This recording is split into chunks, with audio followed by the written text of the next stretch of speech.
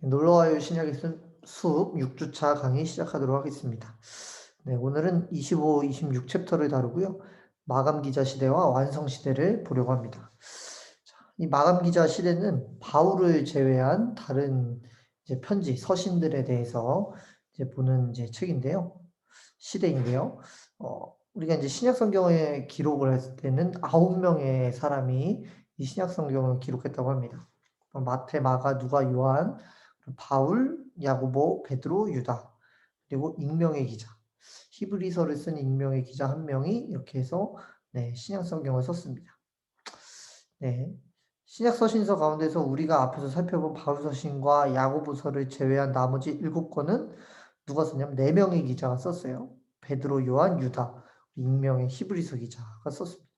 이 7권은 모두 바울의 죽음, AD 68년에서 1세기가 끝나기 전까지 기록이 되었는데 어떤 순서로 기록되어 있는지는 정확히 알 수가 없습니다. 그렇기 때문에 우리가 이제 오늘 살펴볼 때는 성경에 배열된 순서대로 한번 살펴보도록 하겠습니다. 먼저는 이제 히브리서입니다. 네, PPT가 따로 준비되어져 있진 않아가지고요. 한번 같이 보시면 될 것 같아요. 히브리서는 어떤 주제를 가지고 하냐면 성숙을 촉구함, 네, 영적인 성장에 대해서 주제를 가지고 말씀을 나누고 있습니다. 우리가 이제 맨 처음에 예수님을 믿을 때 영적인 아기로서 태어나서 하나님의 가족이 되죠. 그렇기 때문에 이 사람은 성장을 해야 합니다. 그리고 성장하리라고 우리가 기대를 하게 됩니다. 그런데 어떤 사람은 마땅히 성장을 할 것이라고 기대를 하기도 하는데 기대에 미치지 못하는 사람들이 분명히 있다라는 것이죠. 또 어떤 사람은 퇴보를 하기도 한다라는 것입니다. 네. 히브리서가 이러한 사람들을 향해서 이제 말씀을 썼다라는 것을 볼 수가 있어요. 그래서 이 익명의 히브리서 기자는 수신인들에게 성장의 궤도로 복귀하라고 이제 촉구를 하게 됩니다. 히브리서 기자는 예수 그리스도와 유대 역사에 등장했던 위대한 인물들을 비교하면서 예수 그리스도가 천사나 또 선지자나 모세나 여호수아나 아론을 비롯한 모든 제사장들보다 훨씬 우월하시다라는 것을 입증을 합니다.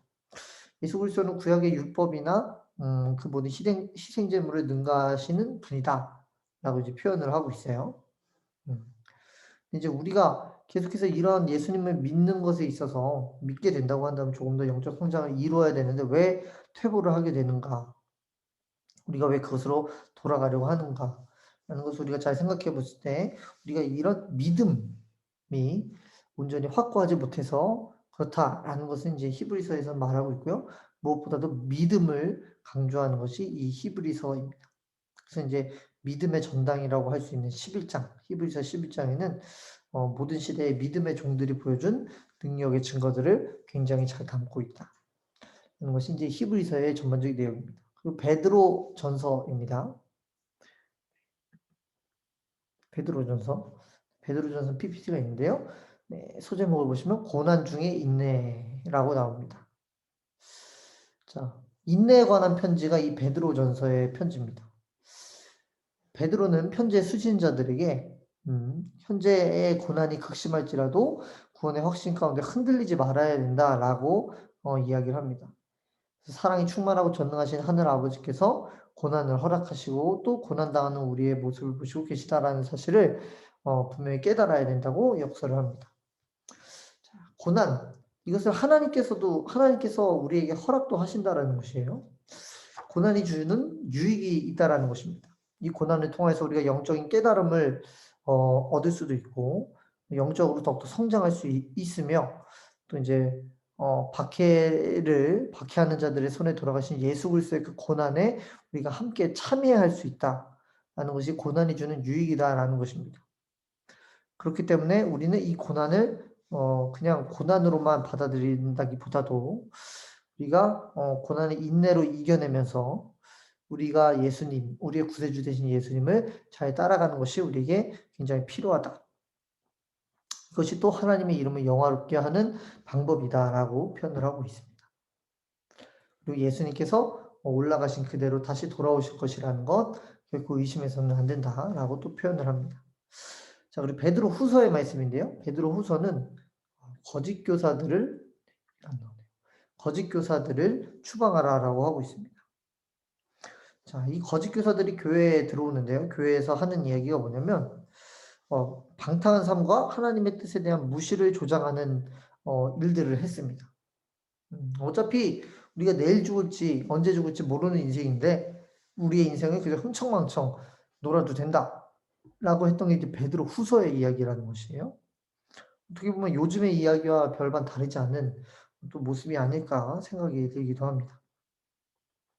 우리는 이렇게 언제 오실지 모르는 예수님 때문에 우리가 흥청망청 살아가는 것이 아니라 그냥 하나님 말씀 안에서 성장하는 것이야말로 이제 우리가 이제 그리스도인이 살아야 될 삶이라는 네, 이제 진리의 그 가르침을 우리는 분명히 따라야 된다라는 것입니다.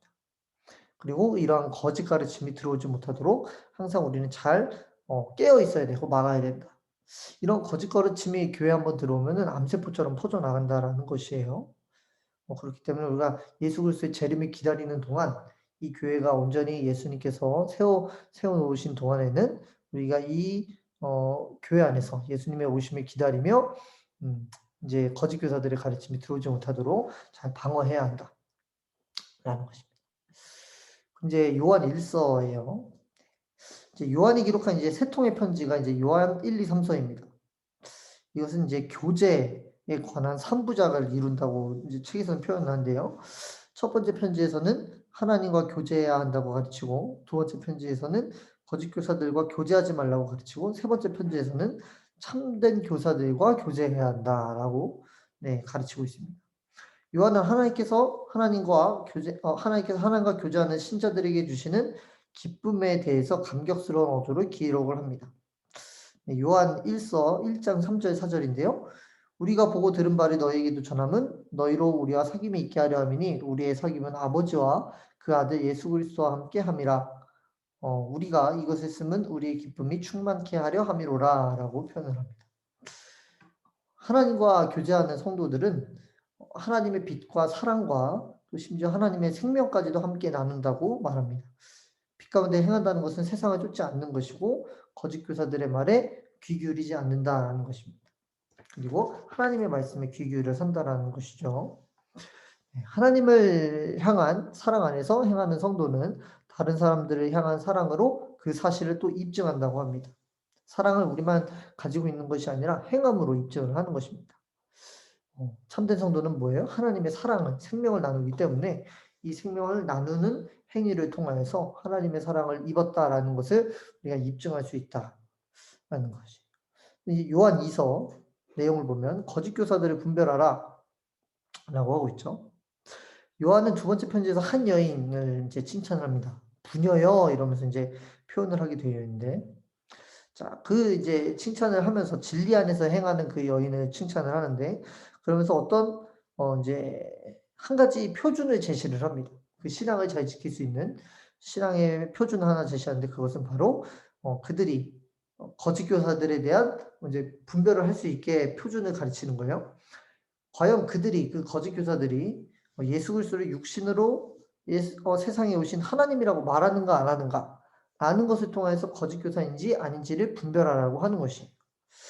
자, 성육신이라는 것이죠. 예수님이 육신을 입고 이 땅에 오신 하나님이신가? 이것을 말하는 사람은 거짓 교사가 아니고 만약에 이것이 아니라고 말하는 사람은 거짓 교사다라는 것입니다.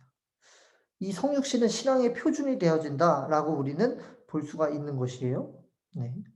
그 예수님의 말씀을 온전히 이 땅 가운데서 사람의 몸으로 입고 이 땅에서 오신 그 예수님의 그 사랑을 온전히 행하고 그것을 전하는 사람이야말로 참된 교사이지 그 예수님을 거부하는 사람은 결코 예수님의 제자가 아니고 제대로 된 교사가 아니다. 이런 사람들은 일절 어떤 것도 제공하지 말라고 합니다. 네. 인사하는 것도 금하고요. 이것을 하는 것도 만약에 인사를 하는 것도 이 사람들에게 하는 것은 악한 일에 동참하는 것이다. 라고 하는 겁니다. 어떤 숙소도 제공하지 말고, 네. 어떤 뭐 도움도 일절 주지 말라고 이야기를 해요. 우리 가운데도 이런 거짓 교사들이 있을 수 있습니다. 이런 사람들을 우리가 분명히 경계하고, 해 나가야 될 것은 분명히 필요한 모습들이다라는 것입니다. 자. 그러면서 이제 요한 3서에서는 반대로 거짓 교사에게는 절대 주지 말아야 할 것을 참된 교사들에게는 제공을 해야 된다. 요한은 가이오라는 사람이 칭찬을 하는데요. 그 사람이 경건한 환대의 본을 보였기 때문에 먼저 칭찬을 합니다. 네. 참된 교사에게 굉장히 경건한 환대를 보여줬다라는 것이에요.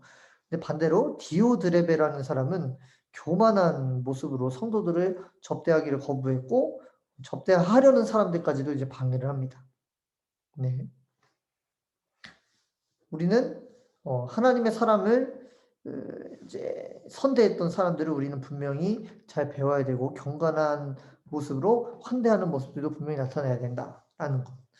네. 환대를 하는 것 어떻게 보면 사람에게 잘하는 것일 수도 있겠지만 하나님께서 보내주신 그 만남에 대해서 하나님 앞에 감사하는 모습을 표현하는 것이 될 수가 있기 때문에 이것을 자연스럽게 하는 것 그건 굉장히 또 선한 일이 될 수가 있고요. 이것을 막는 것은 막는 것도 '뭘 그렇게까지 해?'라고 하는 것도 굉장히 어떻게 보면 또 교만한 모습일 수도 있다라는 것을 우리가 한번 생각을 해볼 수가 있습니다. 자 그리고 다음은 유다서입니다. 네. PPT가 계속 없는데요. 유다서는 주제는 베드로서나 요한 2서의 주제와 유사해 보입니다. 거짓 교사들을 이제 규탄을 하죠. 근데 그들보다 더욱더 훨씬 강한 어조로 유다서에서는 거짓 교사들을 규탄을 합니다. 네. 더 강하게 경고하면서 그 이제 거짓 교사들을 교회에 들어오지 못하도록 한다라는 것이에요. 네. 거짓 교사들은 그만큼이나 당시에 인제 교회에 많은 피해를 입혔고 지금도 마찬가지로 우리가 신천지나 이러한 이단들을 통하여서 많은 교회들이 무너지는 모습을 보게 되는데 우리가 결코 이런 사람들을 관용으로 받아들이는 것이 아니라 정말로 이제 말씀에 따라서 규탄하고 그 사람들을 멀리 이제 하는 것이 굉장히 중요하다. 우리 주변에 누군가 신천지의 사람이 있다고 한다면 우리가 복음으로 그 사람을 전도하려고 하는 것도 굉장히 중요할 수도 있겠지만 우리가 그러한 거짓 교사들의 현혹에 빠지지 아니할 수 있도록 그것을 더욱더 최우선으로 우리가 하는 것이 더 중요하다고 볼 수가 있습니다. 자 여기 인제 유다서까지의 내용이었는데요. 이렇게 유다서까지 이제 12 제자들이 열심히 네 모두는 아니지만 신약 성경을 이제 써 나가게 됐죠. 이제 이 책에 보면은 이제 12 사도들이 굉장히 나오게 됩니다. 근데 이 사람들이 이제 이런 마감 기자의 시대까지 끝나고 이제 몇몇 사람들이 다 죽어 나가게 되죠. 그 12 사도의 최후를 보면 이렇게 나와 있어요. 안드레는 그리스에서 X자 모양의 십자가에 달려 죽고요. 요한의 형제 야고보는 헤롯 왕에게 참수형을 당합니다. 알페오의 아들 야고보는 애굽에서 십자가에 달려 죽거나 톱으로 잘려 죽었다고 알려져 있고요. 요한은 독배를 마시고도 살아나서 반모섬에 유배됐다가 이 사람은 네, 시간이 지나서 네, 죽습니다. 네, 이제 연수를 다해서 죽는 거죠. 알페오의 아들 유다는 화살에 맞아 죽고요. 가룟 유다는 목매달아 자살했고요. 마태는 에티오피아에서 죽임을 당하고요. 나다나엘은 네, 인도에서 산채로 살가죽이 벗겨져서 죽고요. 베드로는 십자가에 거꾸로 매달려 죽은 거 우리 유명하게 잘 알고 있죠. 그리고 빌립은 교수형을 받고 파피루스로 둘둘 말하지. 또 열심당 시몬은 십자가에 못 박혀 죽고요. 도마는 인도에서 창에 찔려 죽습니다. 참고로 가룟 유다를 대신해서 뽑힌 마띠아라는 제자가 있죠. 그쵸? 이 사람도 에티오피아에서 복음을 전하다가 네, 유대 지방에 와서 순교한 것으로 전해진다고 합니다. 네, 이 마감 기자 시대까지 봤을 때 이 제자들의 죽음을 보면 예수 그리스도의 복음을 전하기 위해서 얼마나 노력을 했고 자신의 목숨도 아까워하지 않았는가라는 것을 우리가 깨달아 볼 수가 있습니다. 이 마감 기자 시대라는 것이 끝까지 복음을 전한 이 제자들의 모습을 담고 있다고 볼 수가 있습니다. 그리고 이 복음이 그 유대뿐만 아니라 온 세계까지 퍼져야 된다라는 그 사명을 가지고 이 제자들이 전했다라는 것인데 우리가 이것을 통하여서 이 유다 이 제자들의 열정과 또한 예수 그리스도의 복음의 그 참 진리를 우리가 온전히 잘 깨닫는 것이 굉장히 중요하다라고 이제 볼 수가 있을 것 같습니다. 시대 상황으로는 아까 말씀드린 성경이 이 마감 기자 시대는 되게 순서가 알려져 있지 않기 때문에 히브리서, 베드로전서, 후서, 요한 1, 2, 3서, 네. 그리고 유다서 이렇게 읽으시면 바울 서신이 끝나고 이 마감 기자 시대가 있었고 이것이 이제 쓰여졌구나라는 것을 아시면서 보시면 또 이제 보시면은 거짓 교사들에 대한 믿음에 대한 뭐 요런 내용들이 많이 나오는데 당시 시대가 이러한 것에 대해서 큰 문제를 가지고 있었구나라는 것을 한번 이제 생각해 보시면서 성경을 읽으시면 굉장히 이제 내용을 또 습득하시기에 유익하다라고 이제 볼 수가 있습니다. 네, 마감 기자 시대였고요. 다음 잠시만 쉬었다가 바로 이제 완성 시대로 넘어가도록 하겠습니다. 네, 완성 시대 시작하도록 하겠습니다. 완성 시대는 이제 요한계시록입니다. 요한계시록. 요한계시록은 이제 소식 가운데서도 다른 소식과 좀 다르게 최악의 날이 오고 있다. 또 최선의 날이 오고 있다라는 소식을 접할 수 있는 책이 바로 이 요한계시록입니다. 어떻게 보면 나쁜 소식과 좋은 소식이 있다고 볼 수가 있는데요. 이 요한계시록은 미래에 대한 이제 계시로서 쓰여진 책입니다. 네, 요한이 신약 성경을 이제 끝마치고 이제 기록하고 있을 때 이제 하나님의 계획에 대해서 이제 또 기술을 하게 됩니다. 요한은 예수님이 명령하신 대로 기록을 하는 것이에요. 네, 말씀에 이렇게 나오죠. 계시록 1장 19절에 그러므로 내 본 것과 이제 있는 일과 장차 될 일을 기록하라. 그래서 이 책은 과거에 대한 기록 1장에 나오고요.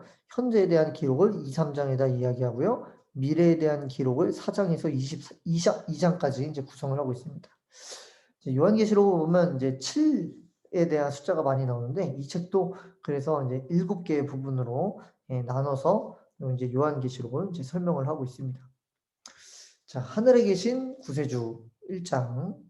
자, 요한계시록 19장 10절은 예수의 증거는 대언의 영이라고 이제 말한다라고 하고 있습니다. 그래서 이 책이 부활하신 그리스도에 대한 환상, 1장에서 시작이 되어서 승리의 재림과 영원한 의의 통치, 19장에서 22장의 말씀으로 이제 끝나게 됩니다. 자, 그리스도는 자신의 몸, 즉 교회의 이제 머리시죠. 사도 요한은 요한계시록 1장에서 하늘에 계신 그리스도에 대해서 그 그리스도의 장대한 모습을 이제 기술을 합니다. 그리고 요한은 그리스도를 보자마자 죽은 사람처럼 예수님 앞에 엎드리게 되죠. 자, 그래서 이제 계시록 1장 17, 18절 보면 내가 볼 때 그 발 앞에 엎드려져 죽은 자 같이 되매 그가 오른손을 내게 얹고 가라사대 두려워 말라 나는 처음이요 나중이니 곧 산자라 내가 전에 죽었었노라 볼지어다 이제 세세토록 살아있어 사망과 음부의 열쇠를 가졌노니 이 예수님의 말씀 앞에 이 모습 앞에 요한은 굉장히 두려운 모습을 나타내고 있다 라는 것은 이제 1장에 나오고 있고요. 자, 다음으로 이제 아시아 7교회가 나옵니다. 네, 아시아 7교회. 아시아 7교회는 이제 에베소 지방에 있었던 7개의 교회입니다. 자, 이 교회 중에 2개의 교회는 어떤 이제 칭찬만 받았는데 다른 교회들은 하나님 앞에 좀 이제 예수님 앞에 많이 이제 혼이 나기도 했죠. 그래서 이제 각 교회마다 가지는 어떤 말들이 있습니다. 자, 에베소 교회는 영적 생명력이 서서히 식고 있는 제2세대 교회라고 제 소제목으로 이제 붙어져 있었어요. 계시록 2장 5절에 그러므로 어디서 떨어진 것을 생각하고 회개하여 처음 행위를 가지라. 만일 그리하지 아니하고 회개치 아니하면 내가 내게 임하여 내 촛대를 그 자리에서 옮기리라. 라고 말씀하고 있습니다. 네. 두 번째로 서머나 교회는 박해를 당하는 교회. 내가 장차 받을 고난을 두려워 말라. 내가 죽도록 충성하라. 그리하면 내가 생명의 면류관을 내게 주리라. 네, 계시록 2장 10절에서 말하고 있습니다. 네, 칭찬받는 교회죠. 버가모 교회 계시록 2장 16절에는 회개하라라고 합니다. 이 교회를 표현하는 것은 죄를 묵인하는 게으르고 세속적인 교회. 또 두아디라 교회입니다. 우상숭배와 타협한 교회라고 합니다. 계시록 2장 25절에 다만 너에게 있는 것이 내가 올 때까지 굳게 잡으라. 네, 그리고 사대교회, 잠들거나 혹은 죽은 교회 표현이 되어 있어요. 너는 이 깨어 그 나무가 죽게 된 것을 굳게 하라. 그러므로 내가 어떻게 받았으면 어떻게 들었는지 생각하고 지켜 회개하라. 계시록 3장 2절과 3절. 빌라델비아 교회가 있습니다. 네, 계시록 3장 7절에서 13절. 네, 소명에 합당하게 부응하는 교회라고 표현이 되어 있습니다. 내가 속히 말이니 내가 가진 것을 굳게 잡아 아무나 내 면류관을 빼앗지 못하게 하라.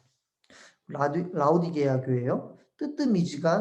미지근한 부유한 교회. 물은 내가 사랑하는 자를 책망을 징계하노니 그러므로 내가 열심을 내라 회개하라라고 표현을 했습니다. 이렇게 7교회에 대해서 예수님께서 이제 표현을 하신 거예요. 그리고 이제 4장, 5장, 계시록 4장과 5장에서는 하늘 주권자의 심판에 대해서 이제 나옵니다. 심판에 대해서 나옵니다. 네. 이 보좌에 앉아 계신 주님의 놀라운 영광과 위엄을 이제 맛보여 주죠. 네. 하나님의 어린 양께서 번개의 섬광과 천둥과 또 여러 가지 이제 굉음 가운데서 천군 천사의 예배를 받으시고 이제 여러 가지 이제 신기한 동물들에게 둘러싸여 계십니다. 그 생물들과 천사들과 함께 노래를 합니다. 죽임을 당하신 어린 양이 능력과 부와 지혜와 힘과 존귀와 영광과 찬송을 받으시기에 합당하도다. 계시록 5장 12절. 네. 또 이제 인을 떼시면서 책을 펴서 심판에 쏟아붓기에 합당하신 분이다라고 나와요. 책을 가지시고 그 인봉을 떼기에 합당하시도다. 일찍 죽임을 당하사 각 족속과 방언과 백성과 나라 가운데서 사람들의 피로 사서 하나님께 드리시고. 계시록 5장 9절. 자, 그리고 이제 대환란이 와요. 대환란. 계시록 6장에서 18장입니다. 네, 여러 가지가 나오죠. 7나팔, 7봉인, 7대접, 그 21가지의 두려운 심판이 있을 거라고 말씀을 합니다. 처음 7가지 심판이 임하는 동안 전 세계적인 전쟁이 일어날 것이라고 계시록 6장 3절 4절에 보면 나오고요. 더욱 많은 사람들이 믿음을 지키려다가 순교를 하는데요. 그리고 이제 6장 9절에서 11절에 나옵니다. 그리고 자연재해가 나타납니다. 6장 12절에서 17절. 그 다음에 7심판. 그 다음에 7심판은 이제 나팔 소리가 울린 뒤에 일어나는데요. 이때 내륙에 있는 강과 호수의 3분의 1이 독으로 변하고요.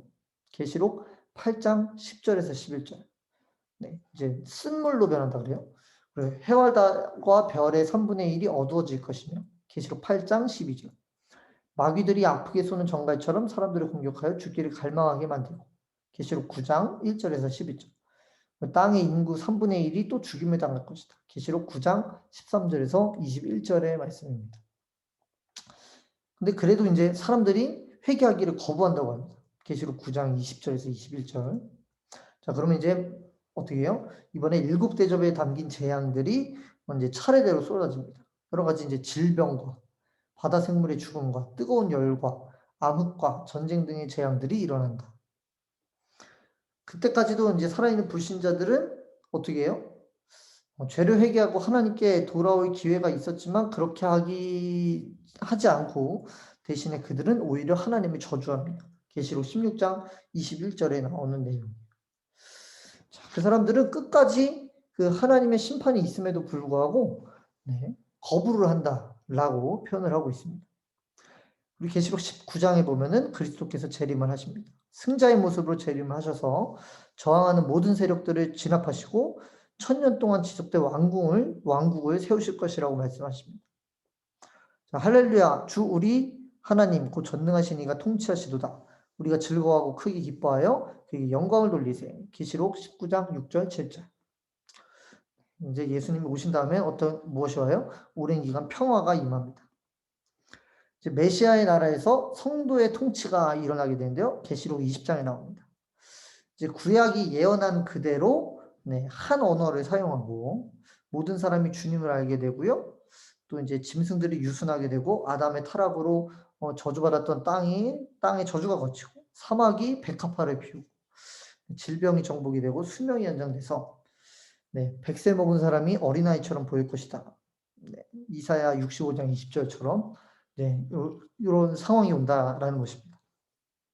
우리 계시록 21장 22장에서는 영원의 상태에 대해서 말씀합니다. 소망으로 넘쳐나는 세상이 오게 되는 것이요. 악의 세력은 끔찍한 전쟁을 일으켜도 결코 승리하지 못합니다. 다시 한번 이제 악의 세력이 끔찍한 전쟁을 일으키지만, 이제 이기지 못하고요. 예수 그리스도께서 승리를 하게 되십니다. 그리고 다시 오셔서 땅의 역사를 완성하시겠다고 약속을 하셨죠. 그래서 이제 예수 그리스도의 약속으로 끝이 나는데 뭐예요? 내가 진실로 속히 오리라 하시거늘 아멘 주 예수여 오시옵소서라고 하는 것으로 이제 계시록이 끝이 나게 됩니다.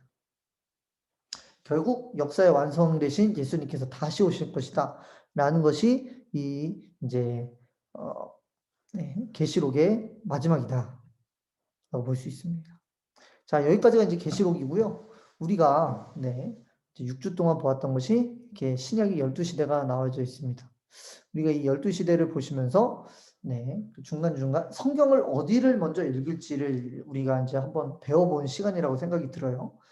이제 시대 순으로, 시간 순으로 어떤 주제별로 우리가 성경을 읽으면서 우리가 성경을 조금 더 가까이 하고 예수님께서 말씀하신 말씀에 대해서 우리가 좀 더 이해를 하고 또 그런 시대적인 배경을 우리가 조금 더 배우면서 그것을 우리가 이제 알고 이제 성경을 읽을 때에 조금 더 우리에게 유익한 네, 그 성경 읽기가 되지 않을까 하는 생각이 듭니다.